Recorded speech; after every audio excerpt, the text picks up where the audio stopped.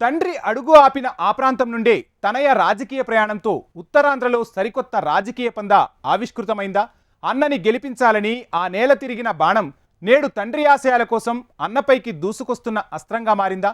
అన్నతో సమరానికి సై అంటున్న చెల్లి రాక ఉత్తరాంధ్ర పాలిటిక్స్ పై ఎలాంటి ప్రభావం చూపనుంది? Let's watch this story.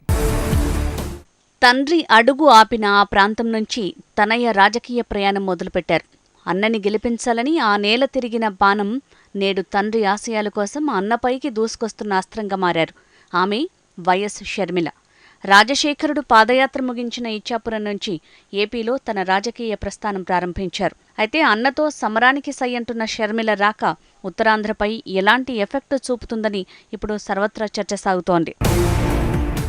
AP పాలిటిక్స్లో ఫైర్ బ్రాండ్గా మారిన వైఎస్ షర్మిల వైఎస్ రాజశేఖరరెడ్డి కూతురుగా, సీఎం జగన్ చెల్లిగా రాజకీయ అరంగేట్రం చేసి తనకంటూ ప్రత్యేక స్థానం సంపాదించుకున్నారు.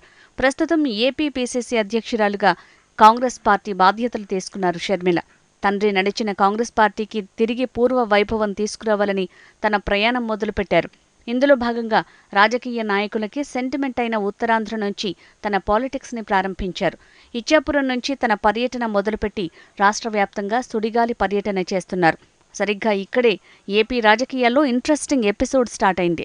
ఇప్పటివరకు జగనన్న వదిలిన బాణం అనుకున్న షర్మిల జగన్ పాలనపై విమర్శనాస్త్రాలు ఎక్కుపెట్టారు. సవాళ్లు ప్రతి సవాళ్లతో పాలిటిక్స్ని హీటెక్కిస్తున్నారు.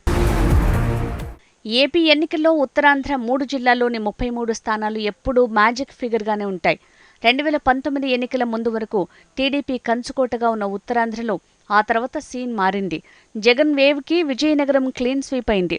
శ్రీకాకుళంలో 2 అసెంబ్లీ స్థానాలు మినహా అన్నీ వైసీపీ కైవసం చేసుకుంది. ఇక వైజాగ్ అర్బన్ 4 తప్పించి వైసీపీ విజయం సాధించింది. అయితే ఈసారి అంత సునాయాసంగా గెలుపు అవకాశాలు మాత్రం కనబడటం లేదుట. ఇప్పటికే టీడీపీ జనసేన కూటమి బలపడుతుంది. ఇప్పుడు వైఎస్ షర్మిల కాంగ్రెస్లో అడుగుపెట్టడంతో వైసీపీలో చీలికలు మొదలయ్యాయని టాక్ వినిపిస్తోంది. వైసీపీలో ఇమడలేక సీట్లు సర్దుబాటు కాక చాలామంది నేతలు పక్క పార్టీ వైపు చూస్తున్నారట. అలాంటి వారిలో టీడీపీతో జత కట్టలేమనుకునేవారు కొందరికి వైఎస్ షర్మిల ప్రత్యామ్నాయం అవుతున్నారట. అంతేకాదు కాంగ్రెస్ మీద అభిమానం ఉన్నవారు కొందరు ఇప్పుడు అటుగా చూస్తున్నారట.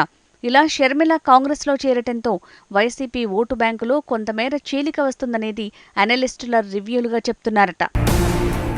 ముఖ్యంగా ఉత్తరాంధ్రలో వైఎస్ రాజశేఖరరెడ్డి అభిమానుల శాతం ఎక్కువగానే ఉంది.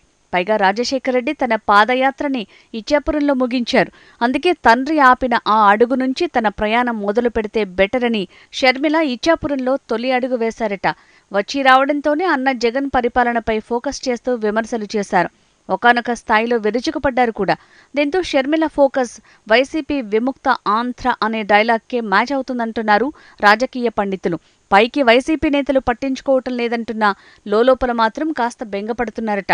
ఈ అన్నా చెల్లి అంతర్యుద్ధం వచ్చే ఎన్నికల్లో ఎలాంటి ప్రభావం చూపుతుందో అని పొలిటికల్ సర్కిల్లో హాట్గా డిస్కస్ చేస్తున్నారట.